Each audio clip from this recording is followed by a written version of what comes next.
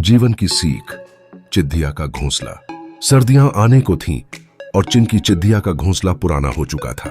उसने सोचा चलो एक नया घोंसला बनाते हैं ताकि ठंड के दिनों में कोई दिक्कत ना हो। अगली सुबह वो उठी और पास के एक खेत से चुन चुन कर तिनके लाने लगी। सुबह से शाम तक वो इसी काम में लगी और अंततः एक शानदार घोंसला तैयार कर लिया। पर पुराने घोंसले से अत्यधिक लगाव होने के कारण उसने सोचा चलो आज एक आखिरी रात उसी में सो लेते हैं और कल से नए घोंसले में अपना आशियाना बनाएंगे। रात में चिन की चिद्दिया वहीं सो गई।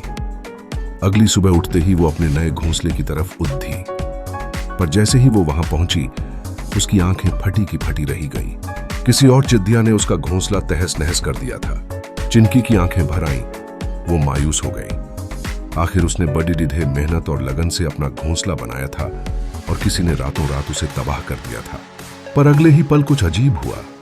उसने गहरी सांस ली, हल्का सा मुस्कुराई और एक बार फिर उस खेत से जाकर तिनके चुनने लगी। उस दिन की तरह आज भी उसने सुबह से शाम तक मेहनत की और एक बार फिर एक नया और बेहतर घोंसला तैयार कर लिया।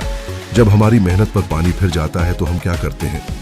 शिकायत करते हैं, दुनिया से इसका रोना रोते हैं, लोगों को कोसते हैं और अपनी फ्रस्ट्रेशन निकालने के लिए न जाने क्या क्या करते हैं। पर हम एक चीज नहीं करते, हम फौरन उस बिगड़े हुए काम को दोबारा सही करने का प्रयास नहीं करते। और चिन की चिद्दिया की ये छोटी सी कहानी हमें ठीक यही करने की सीख देती है। घोंसला उजड़ जाने के बाद वो चाहती तो अपनी सारी ऊर्जा औरों से लद्दने, शिकायत करने और बदला लेने का सोचने में लगा देती। पर उसने ऐसा नहीं किया, बल्कि उसी ऊर्जा से फिर से एक नया घोंसला तैयार कर लिया। दोस्तों, जब हमारे साथ कुछ बहुत बुरा हो तो हम न्याय पाने का प्रयास जरूर करें, पर साथ ही ध्यान रखें कि कहीं हम अपनी सारी एनर्जी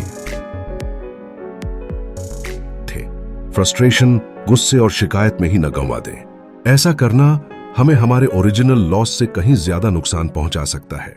और मैं तो यह भी कहूंगा कि अगर कोई बहुत बड़ी दिदिथी बात ना हुई हो तो उसे अनदेखा करते हुए अपने काम में पुण्य कृत जाए, क्योंकि बड़े काम करने के लिए यह जिंदगी छोटी है, इसे बेकार की चीजों में नहीं गंवाया जाना चाहिए।